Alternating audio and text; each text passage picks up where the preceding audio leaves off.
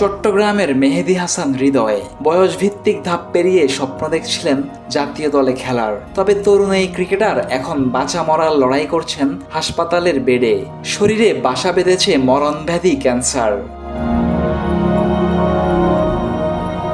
তার অসুস্থতার একটি ছোট্ট ভিডিও ক্লিপ নজরে আসে প্রধানমন্ত্রী তারেক রহমানের। সাথে সাথেই যুব ও ক্রীড়া মন্ত্রণালয়ে দিলেন নির্দেশ, যেন করা হয় সার্বিক সহযোগিতা। সেই নির্দেশনা মেনেই যুব ও ক্রীড়া মন্ত্রণালয় এবার পাশে দাঁড়ালো হৃদয়ের। তার বাবা আবুল কাশেমের হাতে 5 লাখ টাকার চেক তুলে দিয়েছেন প্রতিমন্ত্রী আমিনুল হক। তরুণ এই ক্রিকেটার সম্পূর্ণ সুস্থ না হওয়া পর্যন্ত যুব ও ক্রীড়া মন্ত্রণালয় তার পাশে থাকবে আশ্বাস দিয়েছেন প্রতিমন্ত্রী। তার দ্রুত সুস্থতা কামনাও করা হয়।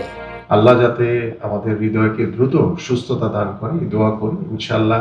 এবং চিকিৎসার জন্য সার্বিকভাবে আপনার যা যা সহযোগিতা দরকার ক্রিকেট বোর্ডের দায়িত্ব পালন করছে, আমরা আমাদের দায়িত্ব পালন করবো। আমরা সবাই মিলেই আশা করি যে ইনশাআল্লাহ মেহেদী হাসান হৃদয় যাতে দ্রুত সুস্থ হয়ে আমাদের মাঝে আবার ফিরে আসে।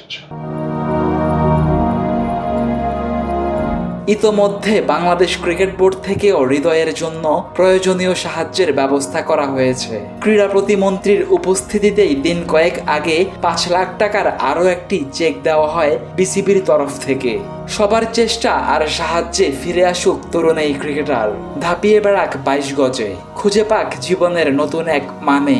ডেইলি ক্রিকেটও সেই কামনাই করে। Najmul Tarek, Daily cricket.